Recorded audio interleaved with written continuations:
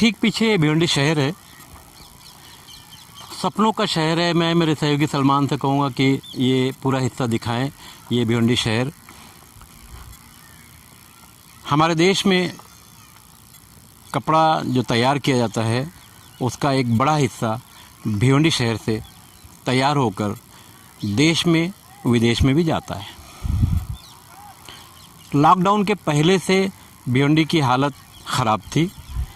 लगभग 50% लूम यहाँ पहले से बंद थे। बहुत सारे मज़दूर ये शहर छोड़कर जा चुके थे। उसके बाद कोरोना वायरस को लेकर लॉकडाउन लगा पूरे देश में और भिवंडी शहर के लोगों ने भी लॉकडाउन का पालन किया।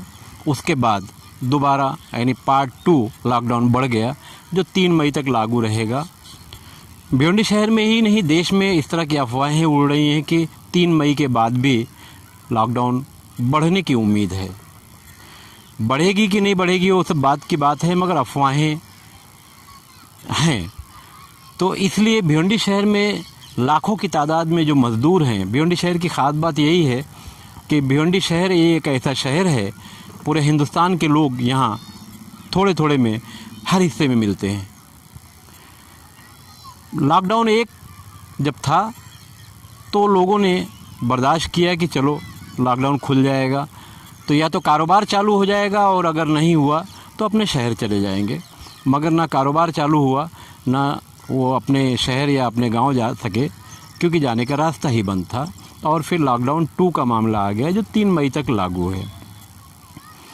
भिवंडी शहर की लाइफलाइन अगर माने, जिस तरह मुंबई की लाइफलाइन है, उसी तरह से भिवंडी शहर की जो लाइफलाइन है 24 घंटा यहाँ होटल खुले रहना, कुछ दुकानें खुले रहना, मेडिकल सर्विसेज खुले रहना। और ये सब का कारण ये है कि यहाँ 24 घंटा लूम चलता है। इसलिए अब हालात ऐसे हो गए हैं, लॉकडाउन 2 ख़त्म होने में अभी तो वक्त बाकी है, मगर जो हालात फ़िलहाल भिवंडी शहर के हैं, यहाँ से मज़दूरों ने भागना शुरू कर दिया है। भागने का जो तरीका है यहाँ के मज़दूरों का, पैदल, मोटरसाइकिल से, साइकिल से, या अभी अभी सरकार ने जो थोड़ी सी छूट दी है, हैवी गाड़ियाँ जो माल वाहतुक हैं, इधर उधर आना जाना है, उसमें पर्दा लगाकर इन लोगों को उत्तर प्रदेश के या बिहार के दूसरे जहाँ भी उनका गांव है वहाँ भेजने का काम हो रहा है। बीती रात कुछ पत्रकारों ने भिवंडी शहर के फातिमा नगर इलाके से ऐसी 2 गाड़ियाँ भर कर निकली थी जिसमें लगभग 90 पैसेंजर थे और हर पैसेंजर से 3 से 3.5 हज़ार रुपया लिया गया था इलाहाबाद जाने के लिए। ये दोनों गाड़ियाँ फ़िलहाल भिवंडी तालुका पुलिस स्टेशन के हद में वड़पा पुलिस चौकी के पास दोनों गाड़ियाँ जमा हैं और इन पर उम्मीद है कि पुलिस कार्रवाई भी करेगी। इसमें जो मज़दूर थे उन्हें वापस भेज दिया गया है। बड़ी बात यह है कि भिवंडी शहर में जो कोरोना के पेशेंट अब तक मिले हैं, आज भी 3 पेशेंट हो गए। बड़ी तेज़ी से भिवंडी शहर में कोरोना के पेशेंट बढ़ रहे हैं। इसमें ख़ास बात यह है कि ये जो पेशेंट हैं या तो मालेगांव से आए हुए हैं, या तो मुंबई से आए हुए हैं, या तो मुमरा से आए हुए हैं। भिवंडी शहर से किसी को अब तक कोरोना नहीं हुआ, मगर ये जो बाहर से लोग आए, इन्हीं लोगों की वजह से भिवंडी शहर में कोरोना फैल रहा है। तो ये ख़तरे की बात है। अगर हम पुलिस की माने तो भिवंडी शहर को चारों तरफ से सील कर दिया गया है और सीमाएं बंद हैं। तो फिर ये बाहर से जो लोग जाकर आ रहे हैं या वहाँ से आ रहे हैं कोरोना लेकर, तो ये उन सीमाओं को कैसे पार कर रहे हैं।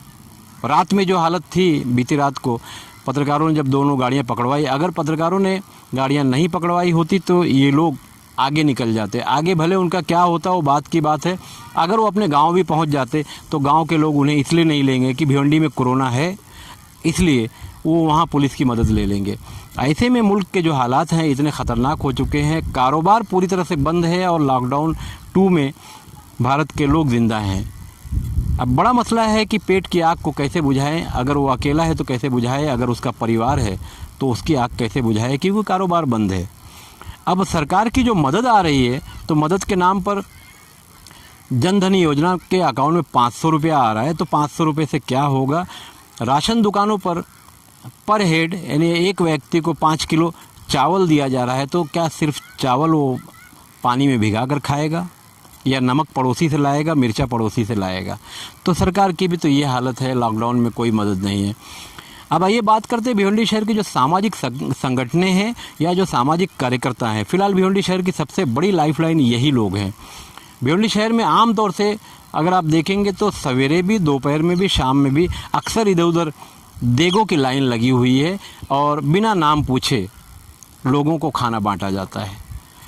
अब लॉकडाउन 2 में आने के बाद ये जो सामाजिक संगठनें हैं, क्योंकि इनकी भी मदद करने की अपनी एक लिमिट है, अब ये भी दम तोड़ने लगे हैं, जिसके कारण भिवंडी शहर के जो मज़दूर हैं अब ये समझ रहे हैं कि हमें यहाँ खाने को भी मिलने जैसा नहीं रह गया है।